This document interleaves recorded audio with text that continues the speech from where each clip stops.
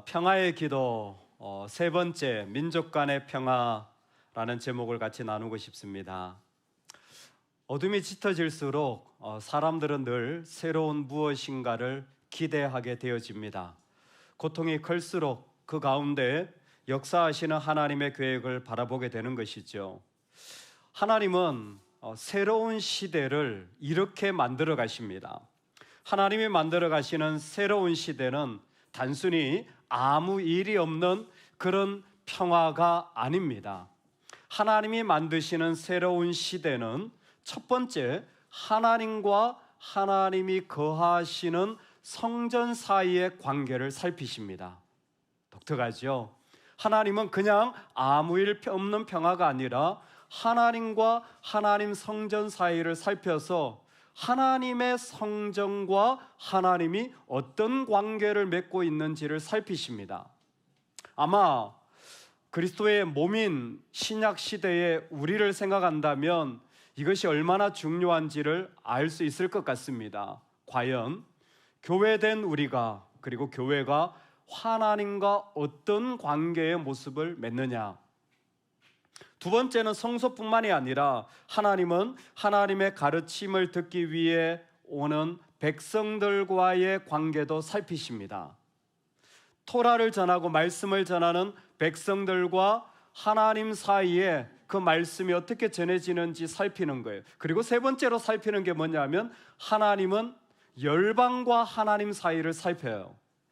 우리의 관점과는 상당히 하나님은 뭔가를 새롭게 그리고 무엇인가를 만들고자 할 때 단순히 성전만 좋아가 아니라 성전에서 하나님의 말씀을 듣는 백성들과의 관계, 그리고 심지어 이 땅에 있는 열방, 이방 민족들과의 관계가 어떤가를 살피는 것입니다.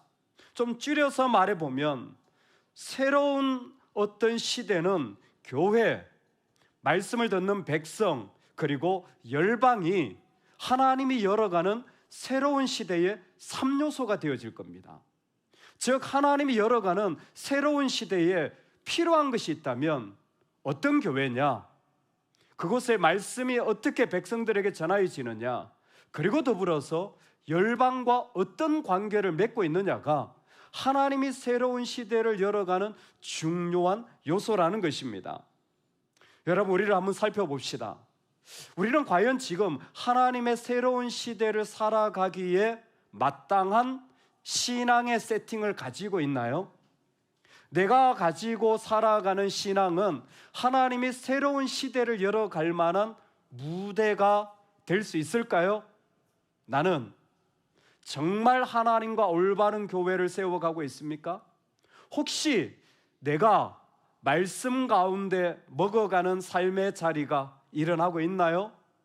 과연 나는 지금 열방과 어떤 관계를 맺어가고 있는 것입니까? 이 말씀은 이렇게 선포되어집니다.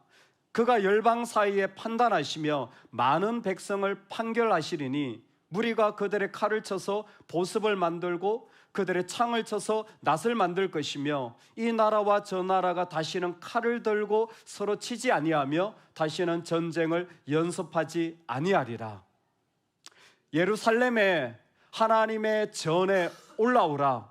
하나님의 전에 올라온 백성들이 그 가운데서 선포되어지는 말씀을 듣고 그래서 열방과 관계를 맺을 때 이제는 더 이상 칼과 창이 필요 없는 농사 짓고 편안하게 살아가는 시대를 꿈꾸고 있습니다. 근데 여러분, 지금 예루살렘으로 오라, 시온으로 오라고 외치는데 사실 예루살렘은 지리적으로 바로 옆에 있는 감람산보다 낮은 곳에 위치하고 있습니다. 예수님이 그 십자가에 죽으시기 전에 감람산에 가셔서 정말 기도하시고 그 가운데서 만찬을 나누시며 많은 사역을 했던 그 감람산은 예루살렘을 아래로 내려다 볼 수 있는 지역이기도 했었습니다. 이것은 상당히 그 당시에 우스꽝스러운 이야기입니다. 정말 신을 모신 성산이라면 가장 높은 곳에 있어야 됐어요. 가장 높은 곳에 있는 게 그들이 신을 향하여 섬기는 기본적인 패러다임이었습니다. 그런데 하나님은 저지대인 예루살렘에다가 성전을 만들어 놓고 이곳이 내가 있는 곳이라 라고 선포했었습니다. 그런데 지금이 바로 비록 낮은 곳에 위치한 예루살렘이지만 어떤 것보다 높은 영광을 선포할 새로운 시대라고 말하고 있습니다.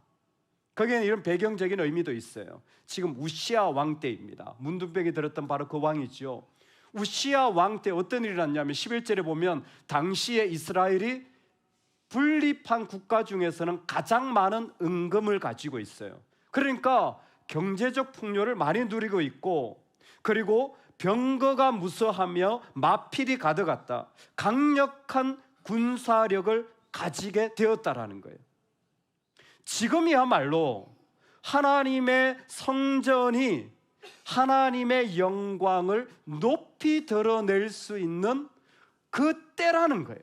지리적으로 높아진 것이 아니라 하나님의 영광과 성전이 하나님의 이름이 높아짐으로 말미암아 가장 높은 곳에 우뚝 서는 시대를 바라보고 있는 것입니다. 그래서 11절에 여호와만 홀로 높임을 받으시리라 라고 선포하는 것입니다.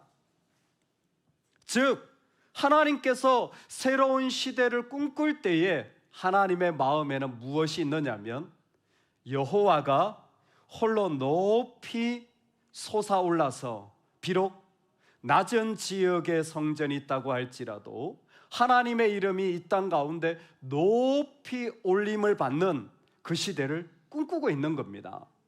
우리의 인생에 이러한 시대를 살아가는 축복이 있기를 주의 이름으로 축원합니다.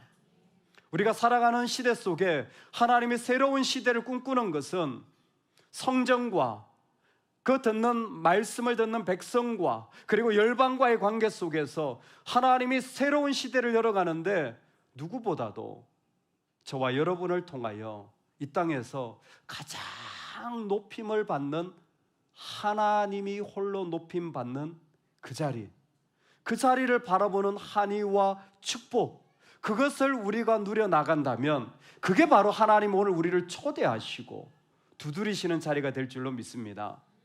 여러분, 지금이야말로 우리가 정말 하나님의 이름을 높일 만한 좋은 때가 아니겠습니까? 바로 그때의 부름을 받지 않았겠습니까? 그 자리에 저와 여러분이 설 수 있기를 한 번 더 축복합니다. 아멘. 이 하나님의 영광을 높이는 일들에 우리는 두 가지 중요한 자리를 꼭 딛고 나갈 수 있기를 주의 이름으로 축원합니다. 먼저는 새로운 시대, 새로운 평화의 시대는 토라의 물결에서 시작된다라는 것입니다.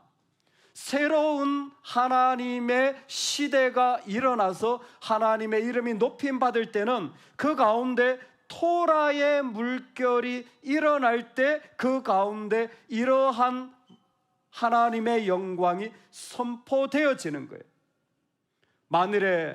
만일에 여호와의 전에 산이 모든 산꼭대기에 굳게 설 것이며 만방이 그리로 모여들 것이라 많은 백성이 가며 이르기를 오라 우리가 여호와의 산에 오르며 야곱의 하나님의 전에 이르자 그가 그의 길을 우리에게 가르치실 것이라 우리가 그 길로 행하리라 하리니 이는 율법이 시온에서부터 나올 것이요 여호와의 말씀이 예루살렘에서부터 나올 것임이니라.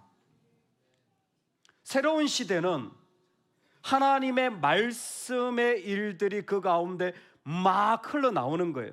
야, 말씀이 이런 말씀이구나 정도가 아니라 이 말씀이 그들을 움직여서 하나님을 기쁘시게 하는 일들에 막 선포되어져서 그 말씀의 자리가 그 삶의 자리에 일어나는 모습을 지금 새로운 시대 속에서 하나님은 선포하시는 겁니다. 지금 우리에게 토라가 물결이 되어져서 서게 되어진 거예요. 여러분, 이 말씀을 우리가 주의 깊게 읽어야 됩니다. 왜냐하면 아주 흥미로운 사실이 하나 있더라고요. 그게 뭐냐면 하나님 말씀을 선포하잖아요. 하나님 말씀을 선포하죠. 이 말씀을 여러분 믿는 자가 들을까요? 믿지 않는 자가 들을까요?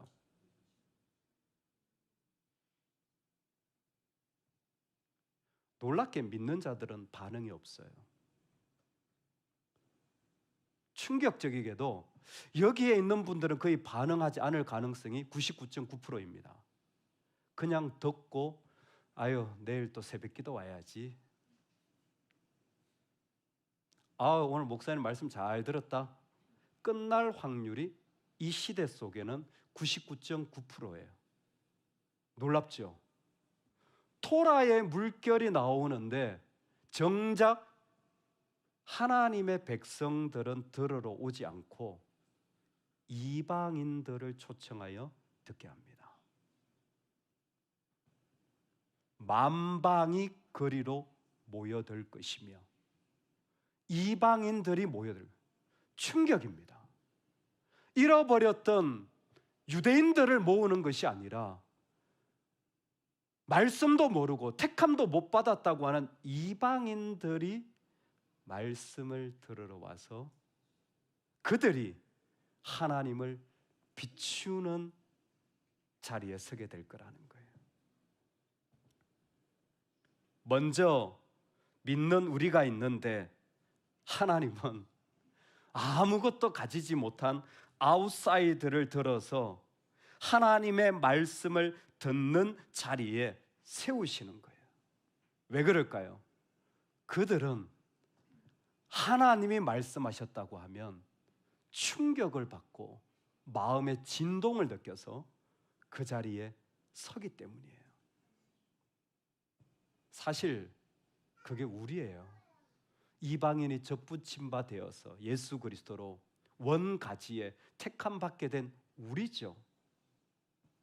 제가 11월에 선교사 대회에 인도네시아에 초청을 받아서 설교를 하러 갑니다. 2번이었는데 선교사님은 눈도 깜짝 안 하고 3번으로 만들어 버리셨어요. 그래서 3번 하게 됐습니다. 근데 이번에 박사과정 수업을 하면서 우리나라의 대표적인 설교자께서 강의를 하셨어요. 설교와 교수로 오랜 동안 신학교에서 가르치셨고 지금도 가장 많이 설교로 많은 은혜를 끼치고 있습니다. 우리 교회도 꼭 한번 오시라고 스케줄을 잡고 있어요. 목사님 언제 오세요? 시간이 너무 바쁘시죠? 근데 설교에 대가시고 설교를 전공하셨고 설교를 가르치시는 분이니까 제가 식사를 하면서 여쭤봤어요. 교수님, 제가요 11월 달에 인도네시아 선교사들 설교 초청을 받았어요. 그랬더니 첫 마디가 우와.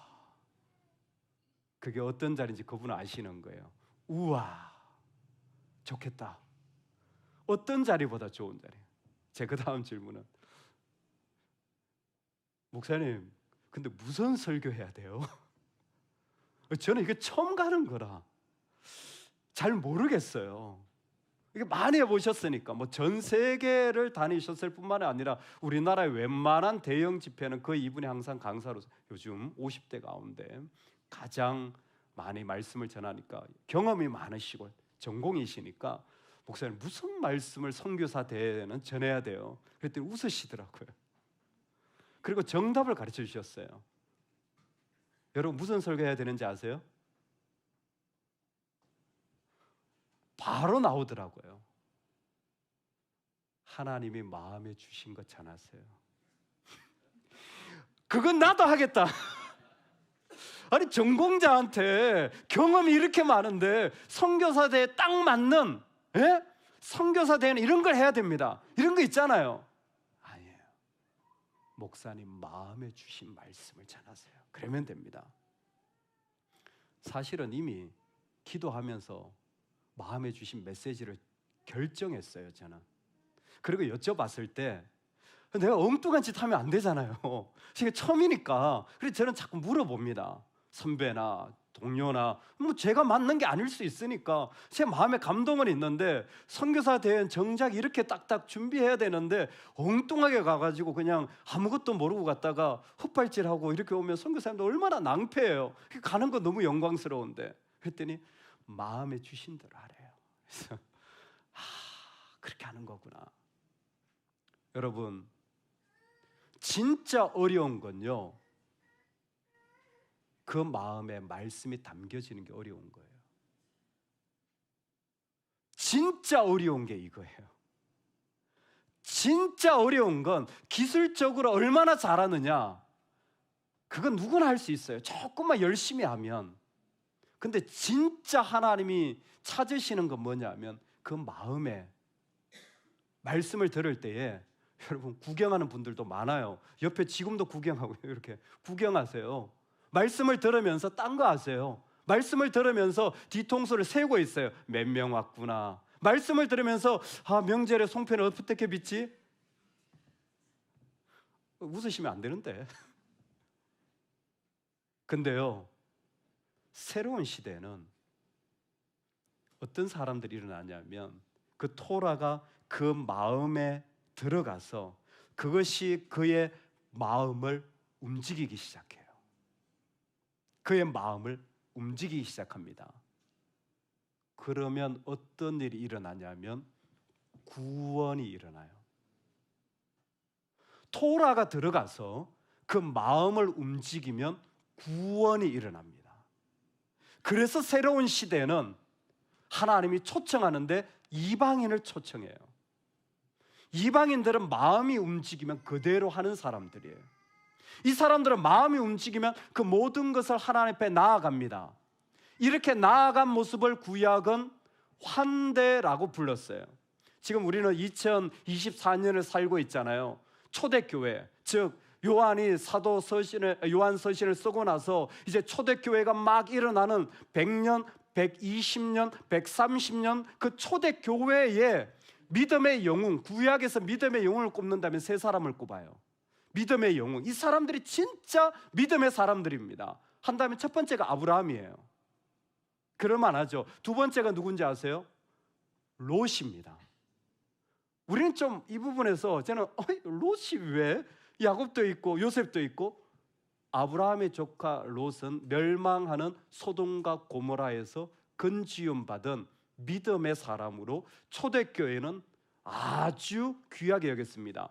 그리고 세 번째가 누구냐면 놀랍게도 여인인 라합입니다. 정탐의 이야기에 나왔던 그 기생 여인 라합, 믿음의 영웅으로 뽑아요. 이 세 사람이 초대교회는 믿음하면 아브라함, 롯, 라합이에요. 재미있는 건 그때 클레멘스라는 초대교회의 리더, 목사님의 설명을 읽어보면 아브라함의 믿음과 한대로 그가 칭의받았고, 롯이 믿음과 한대로 의롭다 여김을 받았고, 라합이 믿음과 한대로 구원의 역사를 이루었다라는 거예요. 즉, 이 사람들이 왜 믿음이 좋냐면 하나님이 말씀을 하시면 이 믿음이 그대로 작동이 된 거예요. 믿음이 작동이 된 게 뭐냐면 하스피탈리티, 환대예요. 대접하고 초대하는 겁니다. 누구나 싫은 사람이 있어요. 누구나 대적이 있습니다. 누구나 마음에 안 드는 사람이 있어요. 근데 그 사람이 식탁에 앉으면 대적에서 손님으로 바뀝니다. 그 사람이 내 식탁에 같이 앉으면 대적에서 내 손님으로 바뀌어요. 내 손님으로 바뀐 사람에게는 나의 믿음이 흘러갑니다. 그래서 환대가 중요한 거예요.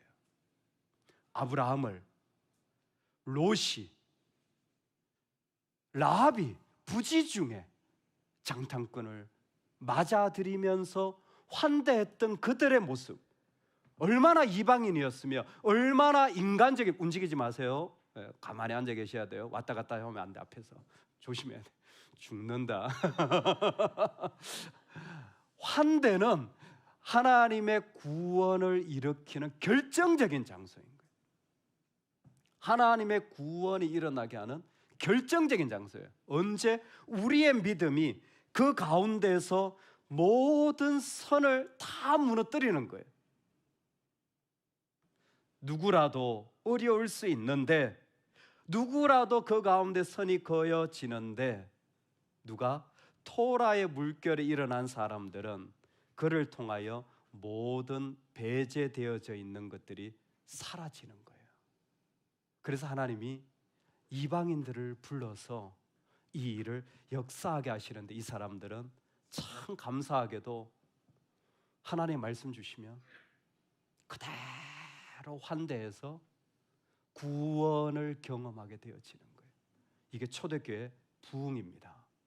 아무리 돌을 던져도 초대교인들은요, 그들을 먹이고 그들의 병을 싸매고 그들이 버린 아이들을 거두어서 키우고 그들이 적대시하는 전염병이 걸린 자들에게 가서 돌보는 일을 하게 되어져요.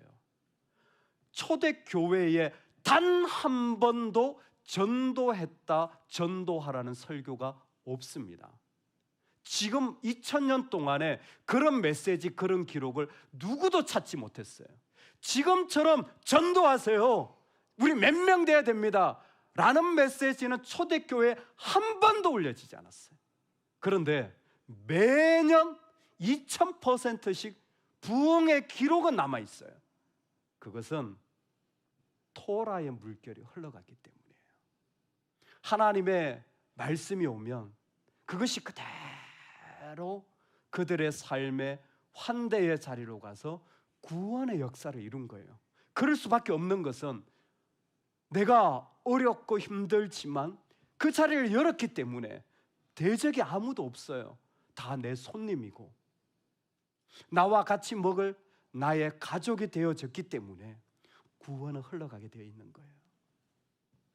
우리 안에 이 토라의 물결이 일어나 우리 삶의 주변에서부터 배제가 사라지기를 주의 이름으로 축원합니다.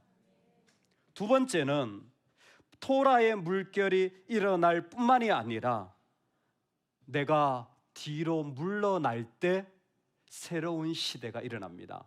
언제 부흥이 일어난다고요? 내가 언제? 뒤로 물러날 때. 자, 저를 따라하겠습니다. 나와 너의 말이 다르다면 네가 맞다. 뭐라고요? 자, 옆 사람을 보고 실습됐어요 하지 마세요. 사람이 의견이 다르잖아요. 나와 너의 의견이 다르잖아요. 그러면요, 지금부터는 그렇게 하세요. 당신 말이 맞습니다. 말을 못하겠네 이제. 칼을 쳐서 보습을 만들고 창을 쳐서 낫을 만드는 일들을 하게 되어집니다. 열방, 얼마나 좋은 말인지 몰라요. 그런데 이렇게 되어지기 위하여서는 하나님이 그들이 가지고 있는 모든 무기들을 다 녹여버려서 그들로 하여금 더 이상 찌르고 자르는 것이 아니라 그들을 위하여 그 자리에서 뒤로 물러서서, 뒤로 물러가서 그 가운데 그들을 향하여 새로운 공간이 일어나기를 원하는 것입니다. 여러분, 새로운 시대를 열어갈 때에 믿음의 사람들은 놀라운 영적인 노다지를 발견하는 것 같아요. 지금 이사야서 2장은 영적인 놀라운 노다지를 발견했어요. 이 나라는 망합니다. 이 나라는 무너져요. 그럼에도 불구하고 하나님이 이 나라를 통해서 놀랍게 역사하실 때를 바라보는 거예요. 제가 한번 읽어드릴게요. 14장, 민족들이 그들을 데리고 들의 본토에 돌아오리니 56장, 여호와께 연합한 이방인은 여호와와 연합하여 그를 섬기며 여호와 이름을 사랑하며 내가 곧 그들을 나의 성산으로 인도하여 기도하는 내 집에서 그들을 기쁘게 할 것이며 60장, 내 눈을 들어 사방을 보라 무리가 다 모여 내게로 오느니라 내 아들들은 먼 곳에서 오겠고 내 딸들은 안기어 올 것이라 그때 내가 보고 기쁜 빛을 띠며 내 마음이 놀라고 또 화창하리니 66장, 때가 이르면 문나라와 언어가 다른 민족들을 모으리니 그들이 와서 나의 영광을 볼 것이며 내가 그들 가운데서 징조를 세우서 그들 가운데서 도피한 자를 여러 나라 곧 다시스와 뿔과 활을 당기는 룻과 및 두발과 야왕과 또 나의 명성을 듣지도 못한 섬들로 보내리니 그들이 나의 영광을 문나라에 전파하리라. 놀랍게도 여러분, 우리가 이 땅에서 빈곤하고 씨름할 필요가 없는 것은 하나님의 새로운 시대를 열어나갈 때 뒤로 물러나는 자들, 하나님 앞에서 자기의 칼과 창을 내려놓는 자들, 그들에게 열방을 허락해 주셔서, 그들에게 수많은 사람들을 허락해 주셔서 그들이 몰려오고 그들이 함께하여 지고 그들이 연합하여서 하나님의 놀라운 일들을 회복하는 것을 보게 하여 주시는 것입니다. 이때가 되어지면 단순히 무엇인가 많아지는 것이 아니라 하나님의 온전하심이 사람들마다 일어나고 회복되는 것을 보게 되어지는 거예요. 새로운 시대가 되면요, 하나님이 말씀하신 것들로 말미암아 그 사람들의 이름이 일어나는데, 성경에 보면 놀라운 게 뭐냐면, 여러분, Great Mandate, Great Commission이라고 하죠. 대위임령, 너희는 모든 민족으로 가서 제자를 삼아. 그것보다 더 먼저 나오는 게 Cultural Mandate, 창세기에 문화명령을 내리시는 거예요. 오늘 우리로 가서 복을 가지고 가서 이 땅을 정복하고 다스리라라는 하나님의 명령이 우리한테 먼저 주어지게 됩니다. 왜 그러냐면 우리는 단순히 예수 믿는 게 중요한 게 아니에요. 예수님을 통하여 우리의 삶과 이 땅이 완전히 회복되는 게 복음의 영광입니다. 할렐루야. 여러분, 단순히 교회를 하나 딱 세웠다고 끝이 아닌 거예요. 하나님이 꿈꾸는 건 온 세상, 하나님이 사랑한 온 세상이 다 회복되어지는 거예요. 온 세상이 다 주님께 돌아오는 거예요. 그리고 이사야는 그걸 보고 있는 겁니다. 온 열방을 모아서, 이 땅에 있는 모든 사람들을, 하나님의 택한 모든 사람들을 모아서 그들의 모든 것들이 회복되어지고 달라지는 것을 보게 돼요. 그래서 여러분, 신앙생활 하면요, 이 일이 지금 여러분들 일어나고 있어요. 나는 예전에 이 정도였는데 지금 하나님 나에게 말씀하실 때 이 부분을 도전하시고 이 부분을 도전하시고, 예전에 아무것도 아니었던 부분들이 내 안에 도전으로 일어나서 만들어지고 또 만들어지는 전인적인 총체적 신앙, 즉 나의 삶의 모든 것들이 하나님 앞에 드러나면서 회복되어지는 일들이 신앙생활하면 일어나는 거예요. 예전에 그냥 믿음 좋았다, 은혜 받은 것으로 끝나는 것이 아니라 하나님을 닮아갈 때마다 더 넓은 지경과 더 큰 회복을 경험하는데, 이건 개인뿐만이 아니라 온 세상도 마찬가지예요. 여러분, 그래서요, 선교보다 중요한 건 형상의 회복입니다. 미시오 데이보다 중요한 건 이마고 데이예요. 하나님의 선교가 이루어져야지, 선교합시다 보다 더 중요한 건 하나님의 형상이 이루어지는 거예요. 열방이 온다라는 것은 그 주님을 만나고 부서졌던 어떤 것들이 괜찮아지고 회복되어져서 그 안에 완전히 회복되어지면 어떤 게 나타날까요? 어떤 모습이 되어갈까요? 우리를 통해 그리스도가 보여지는 거예요. 예전에는 참 그 기도가 아름답게 들렸어요. 주님, 저를 십자가 뒤에 숨기시고 주님만 드러나게 해주세요. 저를 보지 마시고 주님만 보게 해주세요. 아, 참 겸손하시구나. 근데 가만히 생각해 보니까, 아니, 우리를 안 보고 어떻게 예수를 믿지? 우리가 있는 성경을 안 읽고 어떻게 주님을 만나지? 우리가 드리는 예배를 안 드리고 어떻게 주님을 예배하지? 우리가 섬기는 하나님을 같이 섬기지 않고 어떻게 하나님을 섬길 수 있지? 하나님은 우리를 이 땅의 통로로 삼으셨어요.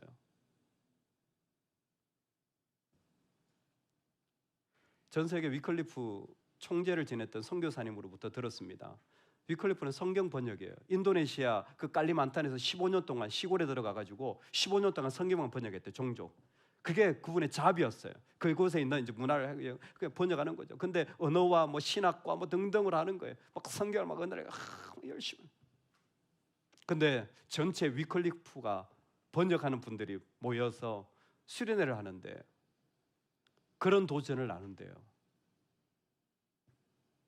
우리가 언어를 번역하는 것이 아니라 그리스도가 번역이 돼야 된다.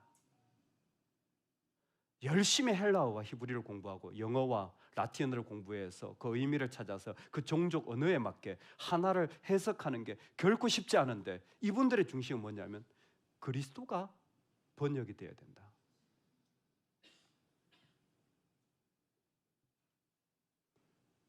여러분, 믿는 자로 우리가 서 있을 때 하나님 열방을 모으신다고 합니다. 우리가 그 열방이에요.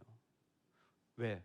우리를 전체로 회복하기 위해서, 우리가 온전하게 회복되어져서. 그러면요,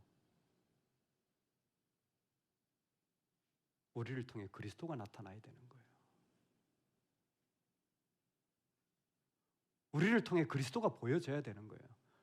아, 예수님이 저렇게 하시는 거구나. 예수님이 저렇게 원하시는구나. 그래서 뒤로 물러나는 거예요. 주님, 제가 아니라 주님입니다. 저의 뜻이 아니라 주님의 뜻입니다. 칼을 쳐서 보습을 만드는 이 삶은 지금도 우리에게 이 땅에 그리스도가 선포되어지도록 부르시고 도전합니다. 여러분, 이것이 모든 민족 간에 평화를 주시는 하나님의 새로운 시대입니다.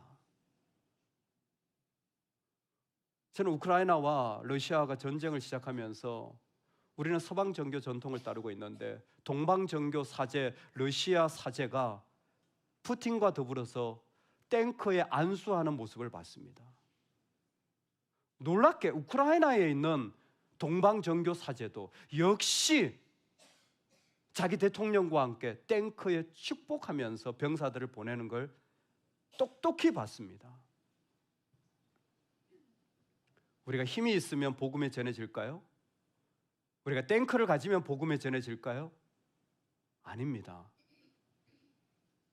우리가 그리스도의 형상으로 회복되어질 때 이 땅은 그분을 맛보고 그분을 경험하게 되는 거예요. 그게 민족 간의 평화의 길입니다. 오늘 주님이 우리를 부르셔서 새로운 시대를 말씀해 주시는 거예요. 여러분, 새로운 시대는요, 교회, 말씀을 듣는 백성, 그리고 열방입니다. 왜 이 세 가지 요소인지 이제 알겠죠? 하나님은 토라의 물결의 시대를 열어가시는 거예요. 그 토라가 들어와서 움직이는 건 놀랍게도 이방인들이더라고요. 먼저 택함 받은 자들은 하나도 안 움직여요. 근데 그 가운데 이방인들은 성소에 모여가지고 오라 우리가 여호와의 전에 올라가자 할 때 올라가서 그들의 마음에 그것이 흘러가는데, 그들에겐 분명했어요. 토라가 흘러가면 구원이 일어났어요. 왜? 환대였거든요. 배제되지 않아요. 대적이었던 사람도 손님으로 바뀌어지게 되고, 손님이었던 사람이 형제가 되어지는 일들이 너무나 많이 일어나는 그 복의 자리, 토라의 물결이 우리에게 일어나길 소망합니다. 뒤로 물러납니다. 또 물러나요. 십자가 아래서 나는 낮아지고 또 낮아집니다. 그리고 내 안에 십자가만 번역되어져서, 주님만 번역되어져 나타나 내 안에 놀라운 그리스도의 모습이, 아빠를 보니까 예수님을 보는 것 같아요. 성도님을 뵈니까 예수님을 보는 것 같아요. 열방의 사람들이 그 모습을 보고 모든 삶의 자리가 일어나는 것. 오늘 이 밤에 나도 부끄럽고 부족한 모습이지만 성령 가운데 우리를 회복하시는 그 역사 아래 내가 낮아지고 무릎 꿇어져서 믿음으로 나아갈 수 있기를 주의 이름으로 축원합니다. 아멘.